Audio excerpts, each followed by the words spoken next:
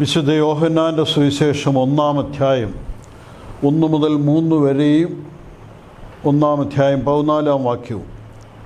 ആദിയിൽ വചനമുണ്ടായിരുന്നു, വചനം ദൈവത്തോടുകൂടിയായിരുന്നു, വചനം ദൈവമായിരുന്നു, അവൻ ആദിയിൽ ദൈവത്തോടുകൂടിയായിരുന്നു, സകലവും അവൻ മുഖാന്തരമുളവായി.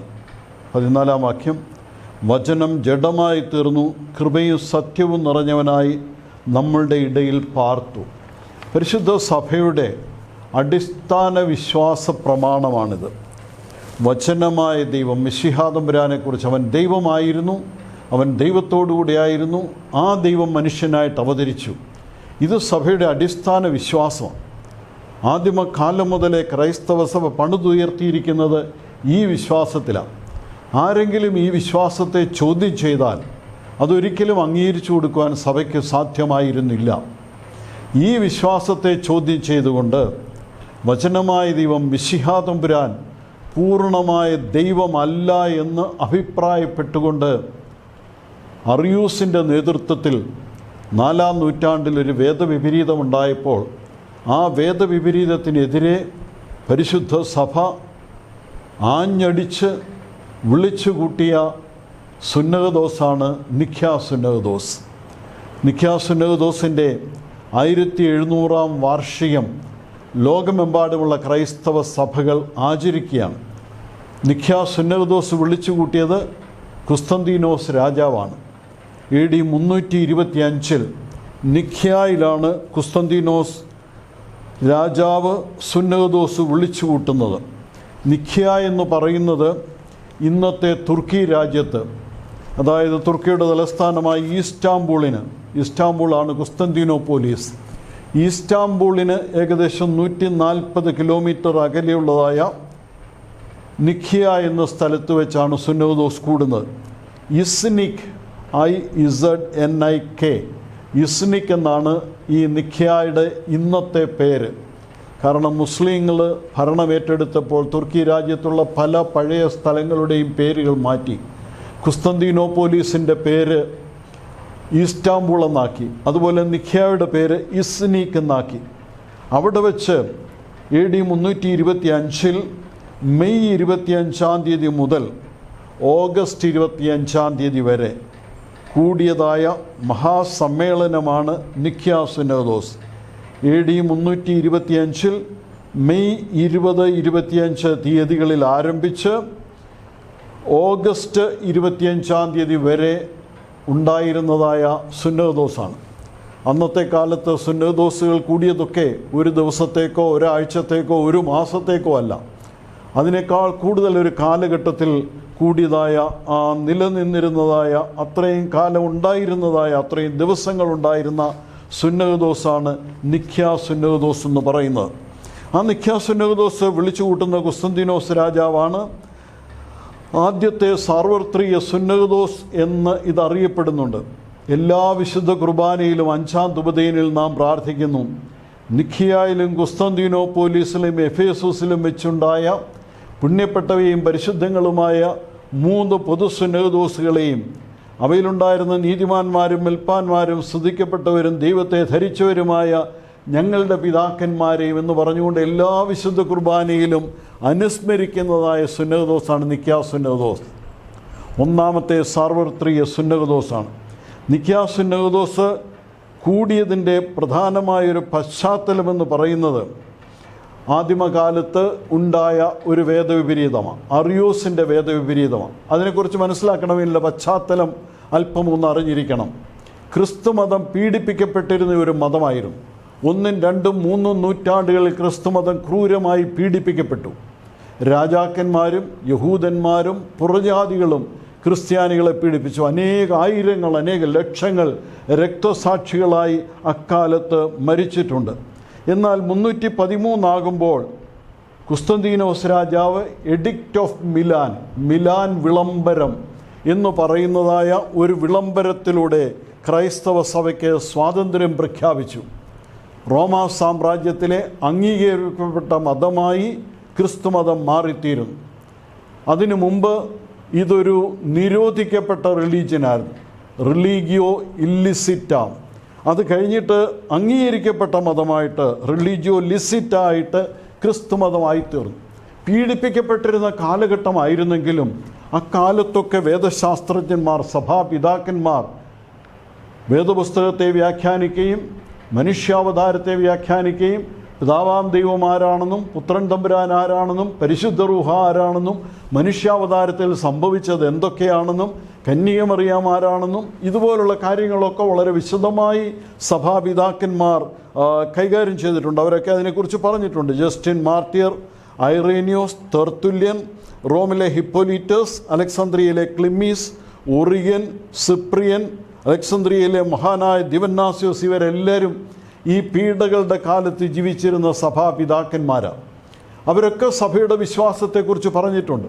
സഭയുടെ വിശ്വാസം അന്നൊരു പരിണാമഘട്ടത്തിലായിരുന്നു. അതായത് ഇത് വളർന്നുകൊണ്ടിരുന്ന ഒരു കാലഘട്ടമാണ്. വേദപുസ്തകം എഴുതിയിട്ടുണ്ട്, പിതാക്കന്മാരുടെ എഴുത്തുകളുമുണ്ട്.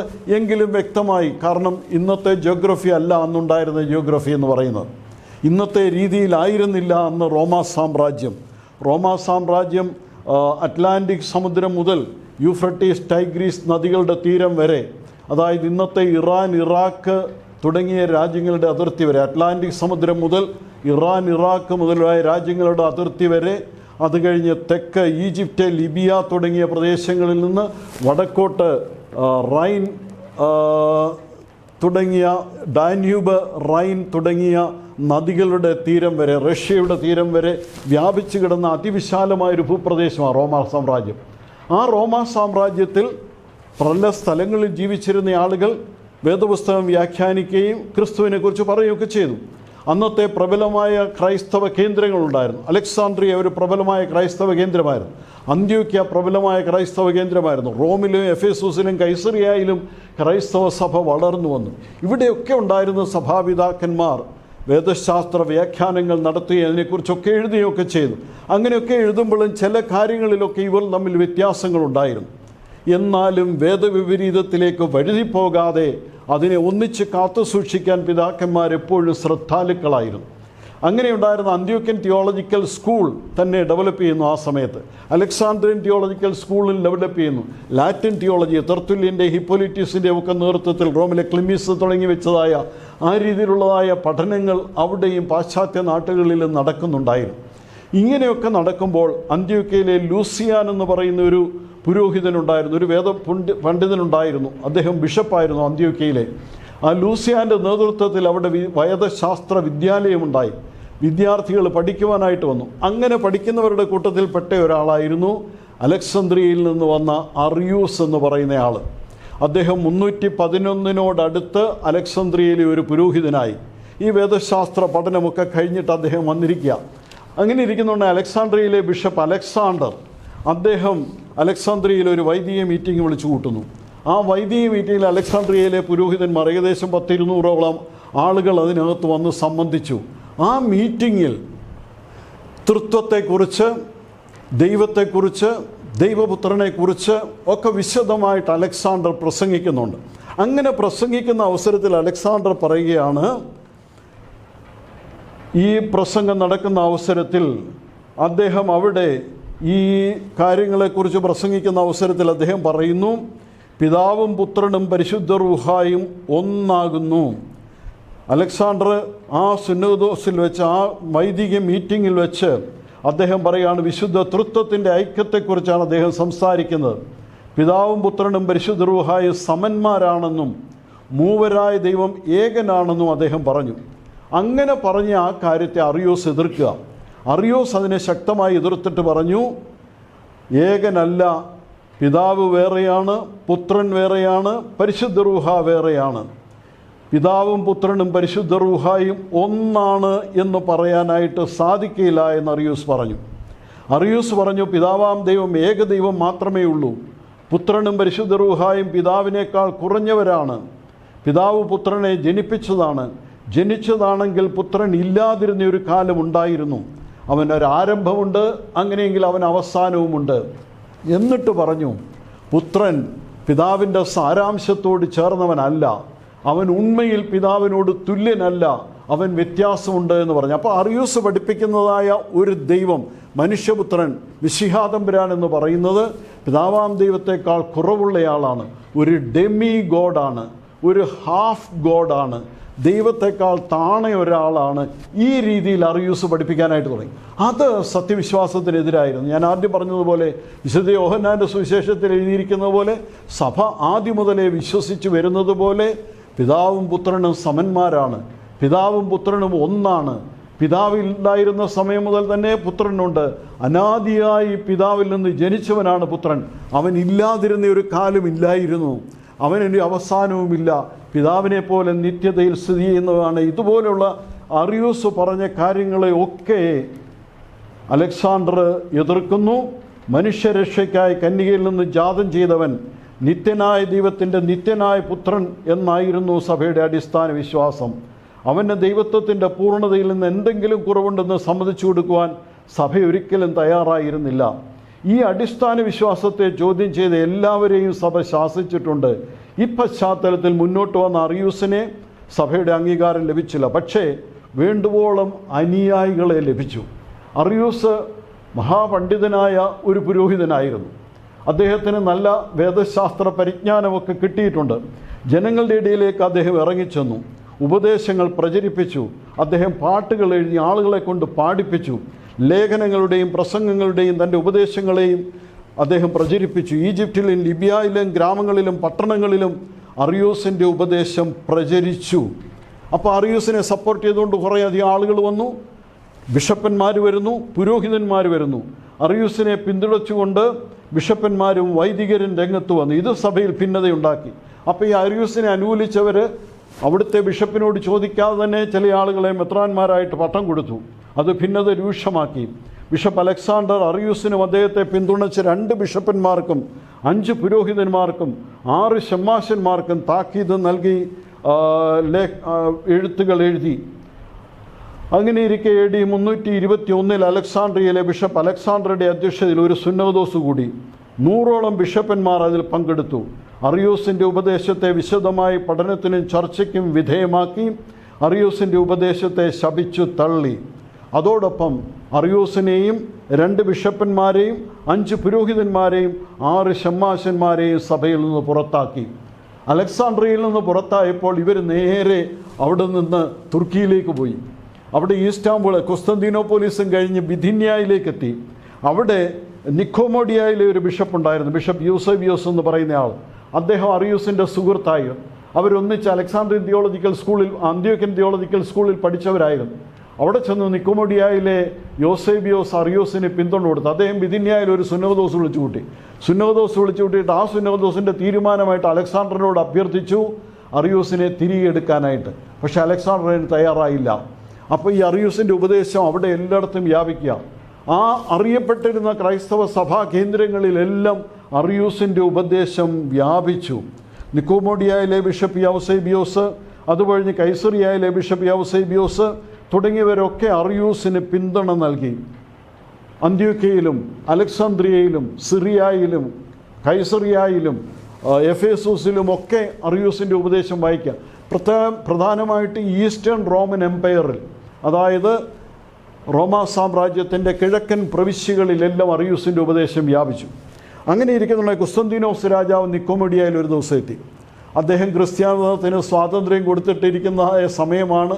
സ്വാതന്ത്ര്യം കൊടുത്തിട്ട് 10-15 വർഷങ്ങളായി. അങ്ങനെ ഇരിക്കുന്ന ആ ഒരു സമയത്ത് 10-12 വർഷങ്ങളായി. ആ സമയത്താണ് ഇദ്ദേഹം നിക്കോമോഡിയയിൽ വരുമ്പോൾ ഈ സംഭവത്തെക്കുറിച്ച് അറിയുന്നു. അദ്ദേഹം എന്ത് ചെയ്തു? അദ്ദേഹത്തിൻ്റെ എക്ലീസിയാസ്റ്റിക്കൽ മത കാര്യങ്ങളിലുള്ള ഉപദേഷ്ടാവായിരുന്ന കോർഡോവയിലെ ബിഷപ്പ് ഹോസിയോസിനോട് ആവശ്യപ്പെടുകയാണ്, ഈ മെത്രാന്മാരെ, ഈ ഭിന്നതയുണ്ടാക്കി നിൽക്കുന്നവരെ, യൗസേബിയോസിനെയും അലക്സാണ്ടറെയും എല്ലാം ഒന്ന് സന്ദർശിച്ച് ഈ പ്രശ്നത്തെക്കുറിച്ച് ചർച്ച ചെയ്ത് ഇതിന് പരിഹാരമുണ്ടാക്കണമെന്ന് ആവശ്യപ്പെടുക. അലക്സാന്ദ്രിയയിലെ സഭയ്ക്ക് ഹോസിയോസ് വശം കൊടുത്തുവിട്ട ലേഖനത്തിൽ വഴക്ക് അവസാനിപ്പിച്ച് സമാധാനം ഉണ്ടാക്കുവാൻ ചക്രവർത്തി ആവശ്യപ്പെട്ടു. പ്രശ്നത്തിൻ്റെ ഗൗരവം അദ്ദേഹത്തിന് ശരിക്കും മനസ്സിലായില്ല. യേശുക്രിസ്തു ദൈവമാണോ സൃഷ്ടിയാണോ എന്നതിനെ ചൊല്ലി ക്ഷിപ്രകോപികളായ ചില ബിഷപ്പന്മാർ എടുത്തിയാടി പ്രശ്നമുണ്ടാക്കിയിരിക്കുകയാണ്. ഒരു ലാഭവുമില്ലാത്ത സമരമാണിതെന്നാണ് ചക്രവർത്തി അഭിപ്രായപ്പെട്ടത്.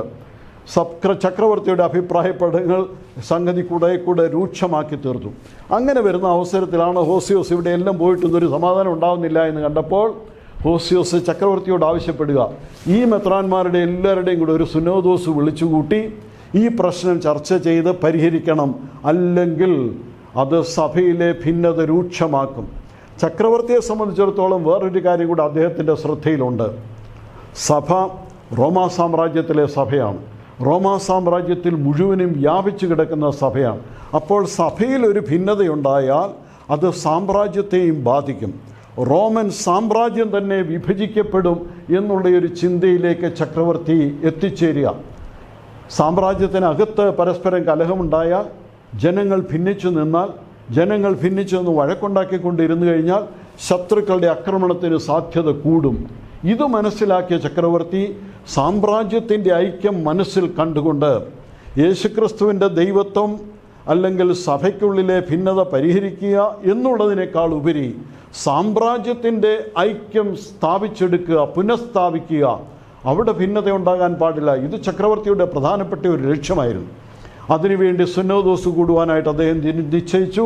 നിഖ്യയിൽ സുന്നോദോസ് വിളിച്ചു കൂട്ടിക്കൊണ്ട് അദ്ദേഹം കൽപ്പന പുറപ്പെടുവിച്ചു. സുന്നോദോസ് കൂടുന്നതിനെക്കുറിച്ചും അതിൻ്റെ സമ്മേളനത്തെക്കുറിച്ചും സഭാചരിത്രകാരനായ യൗസേബിയോസ് അദ്ദേഹം എഴുതിയ സഭാചരിത്രത്തിൽ വളരെ ഭംഗിയായിട്ട് രേഖപ്പെടുത്തുന്നുണ്ട്. അതേപോലെ തന്നെ അക്കാലത്ത് രചിക്കപ്പെട്ടതായ സഭാചരിത്രങ്ങളുണ്ട്. അക്കാലത്ത് ജീവിച്ചിരുന്ന കൈസറിയയിലെ യൗസേബിയോസ്, തിയോഡോറേറ്റ് ഓഫ് സൈറസ്, സോസമൻ, സോക്രട്ടീസ്, ഗലാഷ്യൂസ് തുടങ്ങിയ പിതാക്കന്മാർ 5-ാം നൂറ്റാണ്ട് മുതൽ 12-ാം നൂറ്റാണ്ടിൽ ചരിത്രം എഴുതിയ മഹാപണ്ഡിതനായ അന്ത്യോക്യ പാത്രിക്കീസ് മീഖായേൽ റാബോ, അദ്ദേഹത്തിൻ്റെ സമകാലീനായ ദിവന്നാസ്യോസ് ബർസ്ലീബി തുടങ്ങി ഗ്രീക്ക്, ലത്തീൻ, സുറിയാനി ഭാഷകളിൽ നിഖ്യാസുനോദോസിൻ്റെ ചരിത്രം എഴുതിയ അനേക പിതാക്കന്മാരുണ്ട്. അവരൊക്കെ നിഖ്യാസുനോദോസിൻ്റെ നടപടികളെക്കുറിച്ചും അന്ന് സംഭവിച്ച കാര്യങ്ങളെക്കുറിച്ചുമൊക്കെ വിശദമായി റിപ്പോർട്ട് ചെയ്യുന്നുണ്ട്. അക്കാര്യങ്ങളൊക്കെ നമുക്ക് വായിക്കാനായിട്ട് ഇന്ന് അവൈലബിളായിട്ട് ലഭ്യമാണ്. അത് കഴിഞ്ഞിട്ട് ഇത് സുന്നോദോസ് വിളിച്ചു കൂടുന്ന സമ്മേളനമായി സുന്നോദോസിലേക്ക് വരാനായിട്ട് ചക്രവർത്തി ഉത്തരവ് പുറപ്പെടുവിച്ചു. സുന്നോദോസ് സംബന്ധിച്ചും എല്ലാവരും വരാനായിട്ടുള്ള സാമ്രാജ്യത്തിൻ്റെ കിഴക്കൻ പ്രൊവിൻസുകളിൽ നിന്നായിരുന്നു പിതാക്കന്മാർ ഭൂരിപക്ഷവും സംബന്ധിച്ചത്. 318 പിതാക്കന്മാർ സുന്നോദോസിൽ സംബന്ധിച്ചു എന്നാണ് പറയുന്നത്. നമുക്കറിയാം, പൊതുവെ ഉള്ളതായ പാരമ്പര്യം 318 പിതാക്കന്മാർ സുന്നോദോസിൽ സംബന്ധിച്ചു എന്നാണ്. കിഴക്കൻ പ്രൊവിൻസുകളിൽ നിന്നായിരുന്നു ഭൂരിഭാഗം പ്രതിനിധികളും. റോമാ ബിഷപ്പിൻ്റെ പ്രതിനിധികളായി 2 പുരോഹിതന്മാരാണ് സംബന്ധിച്ചത്. റോമാ സാമ്രാജ്യത്തിന് പുറത്തുനിന്ന് പ്രതിനിധികൾ സംബന്ധിച്ചു എന്ന് പറയുന്നുണ്ടെങ്കിലും അതെത്രമാത്രം വിശ്വസനീയമാണ് എന്ന കാര്യത്തെക്കുറിച്ച് സംശയമുണ്ട്. കാരണം റോമാ സാമ്രാജ്യവും പേർഷ്യൻ സാമ്രാജ്യവും തമ്മിലൊക്കെ ശത്രുതയും യുദ്ധവുമൊക്കെ ആയിരുന്നു. തന്നെയുമല്ല, ഈ സുന്നോദോസ് റോമാ സാമ്രാജ്യത്തിൽ മാത്രം കൂടിയതായ ഒരു സുന്നോദോസാണ്. റോമാ ചക്രവർത്തി വിളിച്ചു കൂട്ടിയിരിക്കുന്ന ഒരു സുന്നോദോസാണ്. അതിലപ്പോൾ പുറത്തു നിന്നുള്ള ആളുകൾ വന്ന് സംബന്ധിക്കുക എന്നുള്ളത് വളരെ പ്രയാസമേറിയ കാര്യങ്ങളായിരുന്നു. ഈ സുന്നോദോസ് ആരംഭിക്കുന്നതിനെക്കുറിച്ച് യൗസേബിയോസ് അദ്ദേഹം എഴുതിയിട്ടുള്ള ചരിത്രത്തിൽ വളരെ മനോഹരമായിട്ട് പറയുന്നുണ്ട്, വിശദീകരിക്കുന്നുണ്ട്. അതിൽ യൗസേബിയോസ് പറയുന്നത്, നോക്ക്, സുന്നോദോസിൽ സംബന്ധിക്കാനായിട്ട് പിതാക്കന്മാർ വരുന്നു. ആ വരുന്ന പിതാക്കന്മാരിൽ പലർക്കും കൈകളില്ല, കൈപ്പത്തി നഷ്ടപ്പെട്ടവരാണ്, കാലില്ല, മുടന്തന്മാരായിട്ടാണ് അവർ വരുന്നത്. ചിലരുടെ കണ്ണില്ല, ചിലരുടെ ചെവി അറുത്ത് കളഞ്ഞിരിക്കുക, ചിലരുടെ ദേഹത്ത് വലിയ പൊള്ളൽ കാണാം, വലിയ ഇരുമ്പ് ദണ്ട് വെച്ച് പൊള്ളിച്ചിട്ടുള്ളതാണ്. അത് കാരണം എന്താണെന്ന് ചോദിച്ചു കഴിഞ്ഞാൽ, ഈ വന്ന പിതാക്കന്മാരിൽ ഭൂരിപക്ഷം പിതാക്കന്മാരും അതിനു മുമ്പ് നടന്നതായ ക്രൈസ്തവ പീഡയിൽ AD 280 മുതൽ 305 വരെയുള്ള കാലഘട്ടത്തിൽ ഡയോക്ലീഷ്യൻ എന്ന് പറയുന്ന റോമാ ചക്രവർത്തി ക്രിസ്ത്യാനികളെ വളരെ ക്രൂരമായി പീഡിപ്പിച്ചു. ആ പീഡയുടെ കാലത്താണ് ഗീവർഗീസ് സഹദ കൊല്ലപ്പെടുന്നത്. ഇതുപോലെയുള്ള അനേക രക്തസാക്ഷികളുണ്ടായിരുന്നു. പീഡയേറ്റ പിതാക്കന്മാരുണ്ടായിരുന്നു. കൈപ്പത്തി നഷ്ടപ്പെട്ടു പോയവർ, കൈ മുഴുവനായി ഛേദിച്ച് കളഞ്ഞവർ, 2 കൈയും കിഴിച്ച് കളഞ്ഞവർ, കാല് നഷ്ടപ്പെട്ടവർ, ഈ പീഡയിൽ ഇങ്ങനെ പീഡകൾ ഏറ്റുവന്ന പിതാക്കന്മാരാണ് അവിടെ വന്ന ഭൂരിപക്ഷം പേരും. ക്രൂരമായ പീഡകൾക്ക് വിധേയരായി നടക്കാൻ പോലും വയ്യാത്തവരായി അവരുണ്ടായിരുന്നു. പല പിതാക്കന്മാരും സത്യവിശ്വാസ സ്ഥാപനത്തിന് വേണ്ടി ബലഹീനതയിൽ അവരെ ശക്തിപ്പെടുത്തുന്നവൻ്റെ ബലത്തിൽ ആശ്രയിച്ച് ദൂരദേശത്ത് നിന്ന് എത്തിച്ചേർന്നവരാണ്. അവരൊക്കെ ശ്രേഷ്ഠരായ മഹാപുരോഹിതന്മാരും ആശ്രമങ്ങളുടെയും ഭദ്രാസനങ്ങളുടെയും അധിപന്മാരുമായിരുന്നു. അങ്ങനെയുള്ള പിതാക്കന്മാരാണ് സത്യവിശ്വാസ സ്ഥാപനത്തിന് വേണ്ടി ഇവിടെ ഇറങ്ങി വന്നിരിക്കുന്നത്. അവർ പീഡകളേറ്റ് അവരുടെ കൈകളും കാലുകളും നഷ്ടപ്പെട്ടത് ഈ രക്ഷകൻ്റെ ദൈവത്വത്തിന് വേണ്ടിയാണ്. മെശിഹ യഥാർത്ഥ ദൈവമാണെന്ന് പറഞ്ഞ് വിശ്വസിച്ചവരാണ്. ദൈവത്തെ തള്ളിക്കളയുവാനായിട്ട് മെശിഹ ക്രിസ്തു അല്ല, ക്രിസ്തു ദൈവമല്ല എന്ന് പറയാനായിട്ട് പുറജാതി രാജാക്കന്മാരും ജനങ്ങളും നിർബന്ധിച്ചപ്പോൾ അവന് വേണ്ടി പീഡകളേറ്റ പിതാക്കന്മാരാണ്. അവർക്ക് ഒരിക്കലും സഹിക്കാനൊക്കില്ല മെശിഹ തമ്പുരാൻ പൂർണ്ണ ദൈവമല്ല എന്ന് പറയുന്നത്. അതുകൊണ്ടാണ് ആ വേദവിപരീതത്തിനെതിരായി മീറ്റിംഗ് കൂടിയപ്പോൾ അവർ ഒന്നിച്ച് അവിടെ വന്നത്. സുന്നോദോസിൽ വന്നു. 318 പിതാക്കന്മാരുണ്ടായിരുന്നു.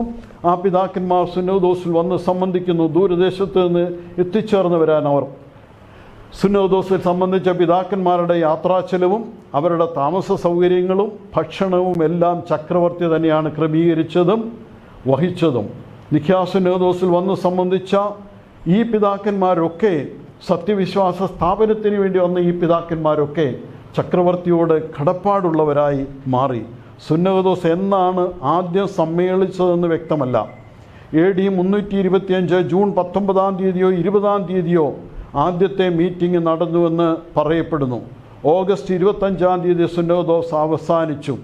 സുന്നോദോസ് ആരംഭിക്കുന്നതിനെക്കുറിച്ച് യൗസേബിയോസ് അദ്ദേഹത്തിൻ്റെ വിറ്റ കോൺസ്റ്റൻറ്റൈൻ, ലൈഫ് ഓഫ് കോൺസ്റ്റൻറ്റൈൻ എന്ന് പറയുന്ന പുസ്തകത്തിൽ വിവരിക്കുന്നുണ്ട്. സുന്നോദോസ് കൂടേണ്ട ദിവസം വന്നപ്പോൾ ഓരോ അംഗങ്ങളും കൊട്ടാരത്തിനുള്ളിൽ പ്രവേശിച്ചു. അതിൻ്റെ ഉള്ളിൽ ഓരോരുത്തർക്കുമായി പ്രത്യേക ഇരിപ്പിടങ്ങൾ പ്രത്യേകം ക്രമീകരിച്ചിരുന്നു. ക്ഷണിക്കപ്പെട്ടവർ ഓരോരുത്തരും അവരവരുടെ പദ്ധതികൾ അനുസരിച്ചുള്ള ഇരിപ്പിടങ്ങളിൽ ഉപവിഷ്ടരായി. സമ്മേളനത്തിൽ എല്ലാവരും ഇരുന്നു കഴിഞ്ഞപ്പോൾ ചക്രവർത്തിയുടെ എഴുന്നള്ളത്ത് പ്രതീക്ഷിച്ചുകൊണ്ടുള്ളതായ അറിയിപ്പുണ്ടായി. ആ വലിയ നിശബ്ദത അവിടെ മുഴുവൻ വ്യാപിച്ചു. ആ സമയത്ത് ഒന്നാമതായി ചക്രവർത്തിയുടെ അടുത്ത കുടുംബാംഗങ്ങളായ 3 പേർ മൂപ്പുപുറ അനുസരിച്ച് പ്രവേശിച്ചു. അദ്ദേഹത്തിന് മുമ്പ് പ്രവേശിക്കേണ്ട മറ്റുള്ളവരും പ്രവേശിച്ചു. സാധാരണ ചക്രവർത്തി അനുഗമിക്കാറുള്ള പട്ടാളക്കാരോ അകമ്പടി സേനാനികളോ അവിടെ വന്നില്ല. വിശ്വാസികൾ മാത്രമേ അകത്ത് പ്രവേശിച്ചുള്ളൂ. അവസാനമായി ചക്രവർത്തിയുടെ വരവ് ഉദ്ഘോഷിക്കുന്ന അടയാളമുണ്ടായപ്പോൾ ഭക്ത്യാദര പുരസ്സരം എല്ലാവരും എഴുന്നേറ്റു. ആ സമയത്ത് സ്വർണം കൊണ്ടും രത്നങ്ങൾ കൊണ്ടും അലങ്കരിക്കപ്പെട്ട പട്ടുമേലങ്കിയും സൂര്യപ്രകാശം പോലെ തിളങ്ങുന്ന വസ്ത്രവും ധരിച്ച് അതിശോഭിതനായ ഒരു സ്വർഗീയ ദൂതനെ പോലെ ചക്രവർത്തി സമ്മേളന സ്ഥലത്തേക്ക് എഴുന്നള്ളി വന്നു. സമ്മേളന വേദിയിലേക്ക് അദ്ദേഹം പ്രവേശിച്ച് ഒരു സ്വർണ്ണ സിംഹാസനത്തിൽ ഉപവിഷ്ടനായി. അതേ തുടർന്ന് എല്ലാവരും അവരവരുടെ സ്ഥാനങ്ങളിലിരുന്നു. സ്വർണ്ണ സിംഹാസനത്തിൽ ഉപവിഷ്ടനായിരുന്ന ചക്രവർത്തി സുന്നോദോസ് ഉദ്ഘാടനം ചെയ്തു.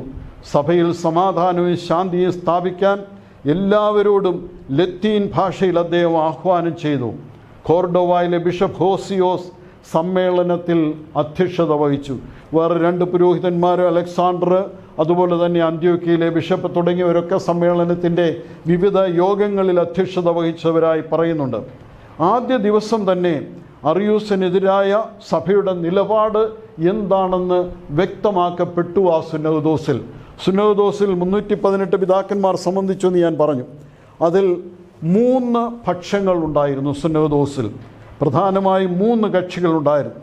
അറിയൂസും അദ്ദേഹത്തെ പിന്താങ്ങിയ നിക്കോമോദിയയിലെ യൗസേബിയോസും അനുയായികളും ഒരു വശത്ത്, നിക്കോമോഡിയയിലെ യൗസേബിയോസ് ഓഫ് നിക്കോമേഡിയ അദ്ദേഹവും അറിയൂസും അവരുടെ കൂടെ ഉണ്ടായിരുന്ന ആളുകളും ഒരു വശത്ത്. ഏകദേശം 15 ബിഷപ്പന്മാർ അവരുടെ കൂട്ടത്തിലുണ്ടായിരുന്നു. അവരെ എതിർത്ത അലക്സാന്ദ്രിയയിലെ അലക്സാണ്ടറും അദ്ദേഹത്തിൻ്റെ ഷമ്മാശനായിരുന്ന അത്താനാസ്യൂസും അവരെ പിന്തുണച്ച ഒരു വിഭാഗം ബിഷപ്പന്മാരും മറുവശത്ത്. അവർ ഏകദേശം 30 പേരിൽ കൂടുതലുണ്ടായിരുന്നു. അറിയൂസിനെതിരെ ഓർത്തഡോക്സ് സഭയുടെ അല്ലെങ്കിൽ കക്ഷിയുടെ ശക്തനായ വാക്താവായിരുന്നു അത്താനാസ്യൂസ്.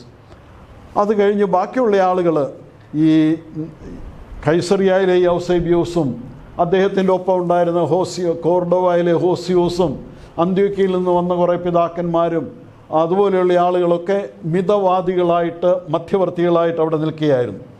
ആദ്യ ദിവസം തന്നെ ഈ അറിയൂസും എതിരാളികളും തമ്മിൽ ശക്തമായ വാദപ്രതിവാദങ്ങൾ നടന്നു. അറിയൂസിൻ്റെ വാദങ്ങൾ അദ്ദേഹം നിരത്തി. അതിൻ്റെ പൊള്ളത്തരങ്ങളും അതിലടങ്ങിയ വേദവിപരീതങ്ങളും അത്താനാസ്യോസും കൂട്ടരും തുറന്നു കാട്ടി. സത്യവിശ്വാസം വ്യാഖ്യാനിക്കുവാൻ എല്ലാവരും ശ്രമിച്ചു. ഇത് വന്നാൽ ഒരു പ്രധാനപ്പെട്ട ഒരു കാര്യം മാത്രമേ ഉള്ളൂ. യേശു മിശിഹ പൂർണ്ണ ദൈവമാണോ? അവൻ പൂർണ്ണ മനുഷ്യനാണോ? ഇതായിരുന്നു അവിടെ ഉണ്ടായിരുന്ന പ്രധാനപ്പെട്ട ചോദ്യം. ആ ചോദ്യത്തിൽ പൂർണ്ണ ദൈവമാണെന്ന് സമ്മതിച്ചു കൊടുക്കുവാൻ അറിയൂസ് തയ്യാറായില്ല. അദ്ദേഹത്തിൻ്റെ അനുയായികളും തയ്യാറായില്ല. അവരതിന് വേണ്ടുന്ന വേദപുസ്തക ഭാഗങ്ങളും അതേപോലെ തന്നെ പിതാക്കന്മാരുടെ എഴുത്തുകളും ഒക്കെ ഉദ്ധരിച്ചുകൊണ്ടാണ് വാദപ്രതിവാദങ്ങൾ നടത്തുന്നത്. ഒരു ദിവസം കൊണ്ട് തീരുന്നില്ല, ഒരാഴ്ച കൊണ്ട് തീരുന്നില്ല, ഒരു മാസമായിട്ടും ഈ ചർച്ചകൾ ഇങ്ങനെ നടക്കുക. പിതാവിൻ്റെ സാരാംശം എന്താണ്? പിതാവിൻ്റെ ഉണ്മ എന്താണ്? പുത്രൻ്റെ ഉണ്മ എന്താണ്? പിതാവും പുത്രനും തമ്മിലുള്ള ബന്ധം എന്താണ്? മനുഷ്യാവതാരത്തിൽ എന്താണ് സംഭവിച്ചത്? ഈ കാര്യങ്ങളെല്ലാം അവിടെ ചർച്ചയ്ക്ക് വിധേയമായി. പിതാക്കന്മാർ ഇതിനെക്കുറിച്ച് വളരെ ഊന്നൽ കൊടുത്തുകൊണ്ട് പറഞ്ഞത് പിതാവാം ദൈവം എന്ന ഏകദൈവം മാത്രമേ ഉള്ളൂ എന്നും പുത്രനും റൂഹായും പിതാവിനേക്കാൾ കുറവുള്ളവനാണെന്ന് അറിയൂസ് പറഞ്ഞതിനെയും അവരെതിർക്കുക. പിതാവ് പുത്രനെ ജനിപ്പിച്ചതാണെന്ന് പറഞ്ഞത് അതിനെയും എതിർത്തു. ഇതുപോലെയുള്ള കുറേയധികം കാര്യങ്ങൾ അറിയൂസ് പറഞ്ഞു. അറിയൂസിൻ്റെ പഠിപ്പിക്കലുകൾ സ്വീകരിക്കുവാൻ സഭയ്ക്ക് സാധ്യമല്ലായിരുന്നു. അതുകൊണ്ട് തന്നെ ചർച്ചകൾ ഇങ്ങനെ നടക്കുകയാണ്. ചർച്ചകൾക്ക് ശേഷം നിക്കോമോഡിയയിലെ യൗസേബിയോസ് തന്നെത്താൻ എഴുതിയുണ്ടാക്കിയ ഒരു വിശ്വാസ പ്രഖ്യാപനം മുന്നോട്ട് കൊണ്ടുവന്നു. അത് മുന്നോട്ട് വെച്ചപ്പോൾ പിതാക്കന്മാർ വളരെ രൂക്ഷമായി വായിച്ചു തീരുന്നതിന് മുമ്പേ തന്നെ ക്ഷുഭിതരായ സുന്നോദോസ് അംഗങ്ങൾ വേദവിപരീതമെന്ന് ആരോപിച്ച് ആ രേഖ തുണ്ടായി വലിച്ചു കീറി. അത് കഴിഞ്ഞ് പിന്നെയും ചർച്ച നടക്കുക. അപ്പോൾ കൈസറിയയിലെ യൗസേബിയോസ് അദ്ദേഹത്തിൻ്റെ ഇടവകയിൽ മാമോദീസായ്ക്ക് ഉപയോഗിക്കുന്നതായ ഒരു ലേഖനം എടുത്തുകൊണ്ട് വന്നു. ആ ലേഖനം എടുത്തുകൊണ്ട് വന്നപ്പോൾ ഒരു വിശ്വാസ പ്രഖ്യാപനം കൊണ്ടുവന്നു. അത് വായിച്ചു കേട്ടപ്പോൾ അതിനകത്ത് പറയേണ്ടതായ കാര്യങ്ങളെല്ലാം ഒന്നും പറഞ്ഞിട്ടൊന്നുമില്ല. പിന്നെ അത് വലിയ നിരുപദ്രവകാരിയായ ഒരു ഉപദേശമാണല്ലോ എന്ന് മനസ്സിലാക്കിക്കൊണ്ട് അതിനെ അംഗീകരിക്കാൻ പിതാക്കന്മാർ തയ്യാറായി. അപ്പോൾ അത്താനാസ്യോസും കൂട്ടരും പറഞ്ഞു, ഇത് പോരാ, ഇതിനകത്ത് നമ്മൾ ഊന്നൽ കൊടുക്കുന്നതായ കാര്യങ്ങൾ എന്താണെന്ന് എഴുതി ചേർക്കണം. പിതാവ് പുത്രനോട് സമത്വമുള്ളവനാണ്, പുത്രൻ പിതാവിനോട് സമത്വമുള്ളവനാണ്, സാരാംശത്തിൽ പിതാവിനോട് സമത്വമുള്ളവനാണ്, ഉണ്മയിൽ ഒന്നാണ് എന്നുള്ള പദങ്ങളൊക്കെ ചേർക്കണമെന്ന് പറഞ്ഞു. അപ്പോൾ അതിനെക്കുറിച്ചുള്ള സംവാദങ്ങളുണ്ടായി. ഹോമോഉസിയോൺ ടോ പാത്രി, പിതാവിനോട് സമത്വമുള്ളവനാണ് എന്ന് ചേർക്കണമെന്ന് പറഞ്ഞു. പിതാവിനേക്കാൾ കുറവുള്ളവനാണ്, പിതാവിനെ പോലെയുള്ളവനാണ് എന്ന് പറഞ്ഞുകൊണ്ട് ഹോമോയൂസിയോസ് എന്ന പദം സ്വീകരിച്ചാൽ മതിയെന്ന് യൗസേബിയോസും ഒക്കെ പറഞ്ഞു. പക്ഷെ അതൊന്നും സ്വീകരിക്കാൻ തയ്യാറായില്ല. സത്യവിശ്വാസത്തിന് ഊന്നൽ കൊടുത്തുകൊണ്ട് അത്താനാസ്യോസ് പറഞ്ഞ കാര്യങ്ങളൊക്കെ ഉൾക്കൊള്ളിച്ചുകൊണ്ട് ഒരു വിശ്വാസ പ്രമാണം ക്രോഡീകരിച്ചു. ആ വിശ്വാസ പ്രമാണം നല്ല ഉപദേശമായിട്ട് സഭയിൽ ചേർക്കത്തക്കവണ്ണം അതിൽ പങ്കെടുത്തുകൊണ്ട് അതിനെ വിശേഷിപ്പിച്ചുകൊണ്ട് ഒരു വിശ്വാസ പ്രമാണം എഴുതുവാനായിട്ട് പിതാക്കന്മാർക്ക് സാധിച്ചു. ആ വിശ്വാസ പ്രമാണത്തിന് അംഗീകാരം ലഭിക്കുകയും ചെയ്തു. ആ വലിയ ചർച്ചകളൊക്കെ നടന്നു. ആദ്യം ഇത് അംഗീകരിക്കാനൊന്നും ആളുകൾ തയ്യാറായില്ല. അങ്ങനെ വന്ന അവസരത്തിൽ ഹോസിയോസ് ആവശ്യപ്പെടുകയാണ്, ചക്രവർത്തിയോട് തന്നെ ആവശ്യപ്പെട്ടു. ആവശ്യപ്പെട്ടിട്ട് പറയുന്നു എല്ലാവരും ഇത് അംഗീകരിക്കണമെന്ന്. ചക്രവർത്തി അപ്പോൾ തന്നെ ഉത്തരവ് പുറപ്പെടുവിക്കുന്നു. എല്ലാവരും ആ വിശ്വാസ പ്രമാണം അംഗീകരിച്ചുകൊണ്ട് ഒപ്പിടാനായിട്ട് ആവശ്യപ്പെടുകയാണ്. ആ വിശ്വാസ പ്രമാണം അതാണ് ആദ്യത്തെ വിശ്വാസ പ്രമാണമായിട്ട് സാധിക്കുന്നത്. ദൈവപുത്രനും നിഖ്യാവിശ്വാസ പ്രമാണം, നിഖ്യാ സുന്നതദോസ് അംഗീകരിച്ച വിശ്വാസ പ്രമാണം, സർവശക്തിയുള്ള പിതാവായി കാണപ്പെടുന്നവയും കാണപ്പെടാത്തവയുമായ സകലത്തിൻ്റെയും സൃഷ്ടാവായ ഏക ദൈവത്തിൽ ഞങ്ങൾ വിശ്വസിക്കുന്നു.